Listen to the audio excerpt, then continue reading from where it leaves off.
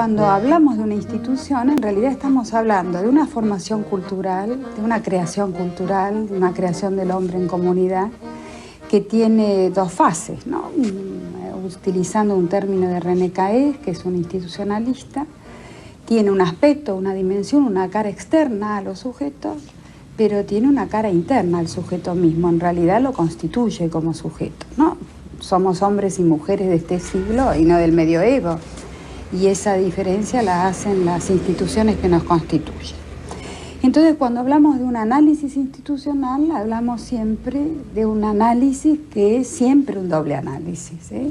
Que es un análisis de datos externos, de cosas que suceden, del modo en que la gente se comporta, interactúa, hace sus trabajos de acuerdo a ciertos marcos reguladores, respetando ciertos marcos reguladores, pero también aludimos a lo que el sujeto es internamente, al modo en que él se percibe a sí mismo y percibe las cosas, y de acuerdo a lo cual se comporta, ¿no? Entonces, si decimos analizar las instituciones, estamos diciendo analizar esos marcos reguladores que están operando, que están actuando, que son responsables desde los sujetos del modo en que suceden las cosas dentro de un ambiente, ¿no? De un ambiente social, de la escuela en singular, ¿no? Entonces tenemos dos focos siempre, ¿no? Tenemos un foco externo en el análisis, vemos qué pasa en la escuela, cómo se desarrollan las tareas, qué logros tienen, qué conflictos hay, vemos lo que sucede en el sujeto que analiza. Es imposible hacer un análisis de lo institucional en un ambiente social cualquiera si el que se pone en la posición de analista sea un investigador, sea un maestro, sea un director, el que quiera comprender más acabadamente el sentido de lo que sucede y se quiera poner en posición de analista, tiene que estar dispuesto a mirarse a sí mismo, ¿no? Esta es una cuestión central del enfoque del análisis institucional.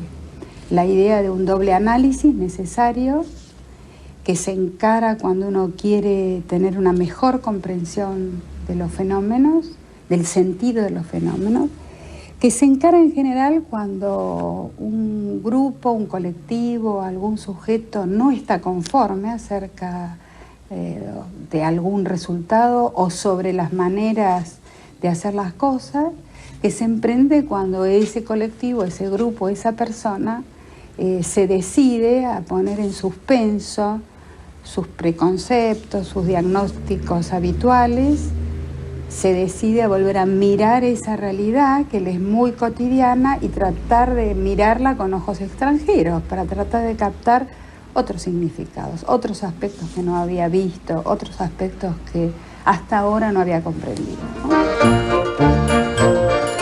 Que en una escuela, como en cualquier organización institucional, existen áreas cruciales, ¿no? Que hay que atender y en las que hay que desarrollar acciones porque bueno, si no se acaba la organización, ¿no? Una tiene que ver con, y es compleja, ¿no? Y en una escuela es muy compleja, con la realización del trabajo, ¿no? Si no se enseña, si no se aprende y no se mantienen las condiciones de eso, no existe la escuela. Y algunos de los problemas más serios que ocurren en los colectivos escolares está vinculado con la pérdida de creencia en que lo que se esté haciendo es la tarea de la escuela, ¿no? Otra de las áreas es el sostén de las condiciones materiales y instrumentales, institucionales en general, para que la tarea pueda ser hecha. Otra de las áreas cruciales tiene que ver con el mantenimiento del sostén psíquico de los sujetos, ¿no? Para que puedan estar, para que puedan hacer su trabajo, para que puedan enfrentar dificultades, para que puedan inventar cosas frente a nuevas situaciones, ¿no? Entonces, en esas áreas cruciales, que bueno, pueden detallarse, en un análisis se detallan, se estudian más afinadamente, ¿no? Pero en esas áreas cruciales, bueno, las cosas transcurren. A veces transcurren sin novedad y a veces se enfrentan dificultades, ¿no? Entonces uno podría mirar la dinámica, ¿no?, de una escuela, y esta era también una propuesta de Joseph Lefker, como la capacidad que tiene un colectivo de enfrentar, de ver, de percibir, de identificar esas dificultades y de trabajar en su resolución. Entonces él decía sencillito el concepto, ¿no? Él decía, bueno, un colectivo, una organización, una escuela, un hospital, un club, son organizaciones de alta dinámica cuando su gente está atento a percibir e identificar las dificultades, puede convertirlas en problemas y puede trabajar para su solución, ¿no? Y él agregaba además, ¿no? En psicohigiene y psicología institucional lo dice con claridad,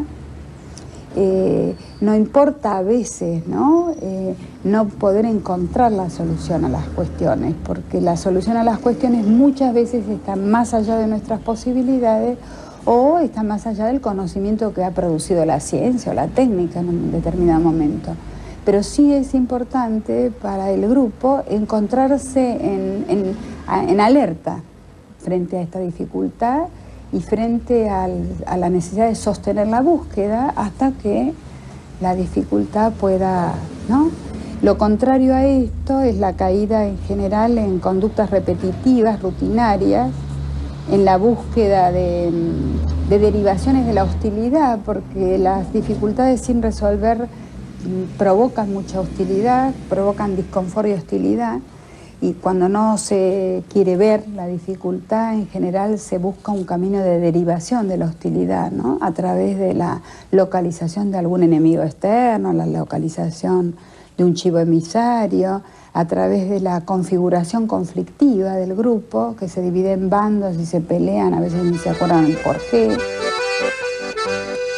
¿Qué aportes hace a la escuela? ¿Qué aportes hace a los grupos? ¿Qué aportes hace a los sujetos? Un análisis institucional y el aporte de una mejor comprensión, ¿no? De una mejor comprensión de la complejidad de los hechos que ocurren y de las tramas sociales en las que estamos insertos. Una comprensión, ¿no? Más acabada de las instituciones tal como viven internamente en nosotros, ¿no? Y desde las cuales nosotros percibimos el mundo. Y entonces otro de los efectos importantes, ¿no? Lo que uno advierte cuando se involucra en un análisis institucional como resultado, es que lo que se alcanza es también una comprensión, una identificación y una comprensión de aquellas cuestiones instituidas muy fijas que dentro de nosotros nos impiden, nos bloquean advertir nuevos caminos, ¿no? Nos impiden ver más allá de lo que es la repetición de lo conocido, ¿no? Entonces, habitualmente sucede que cuando se hace un análisis institucional, al modo de una intervención, y ahora enseguida te aclaro, ¿no? Quisiera aclarar esto, pero cuando se hace un análisis institucional, cuando un grupo, ¿no? Se involucra, un colectivo, mejor todavía, el conjunto de grupos de una escuela, se involucran en un proceso de análisis que en general lleva su tiempo, ¿no? Y que no puede ser tomado como una medida, un análisis para tomar una medida de urgencia frente a una crisis, sino que es mejor cuando es tomado como un proceso de mejor conocimiento de la realidad institucional. Entonces lo que se suele advertir es que el colectivo empieza a ver aspectos de la realidad en la que está que no había advertido y que le permiten también identificar nuevos caminos de acción. Los colectivos, cuando pueden desobturar los caminos de la comprensión, que en general se obturan por dinámicas de tipo defensiva, ¿no? De evitación de la ansiedad que produce enfrentarse con las dificultades que no se pueden resolver. Cuando pueden desobturar esos caminos, encuentran otros, ¿no? Encuentran salidas para explorar, recuperan la capacidad de creación, ¿no? Recuperan una confianza en el cuerpo colectivo para hacer y entran en contacto con nuevos caminos. Es interesante recalar un poquitito en el término intervención, ¿no? Porque en el sentido del diccionario, el término intervención significa poner un espacio entre, ¿no? y en general tiene como un sentido de prestar ayuda, cooperar, ¿no? Intervenir, acompañar. Pero también tiene otro sentido, que es el de introducirse y entrometerse y hacer una intromisión, a veces coercitiva y represiva, y orientada por motivos organizacionales de control. Y en nuestro país, bueno, tenemos mucha experiencia histórico-social con las intervenciones, ¿no? Las intervenciones militares, los golpes de Estado. Bueno. Por supuesto que cuando hablamos de trabajo institucional hablamos de intervención en el primer sentido, ¿no? De hacer un espacio entre.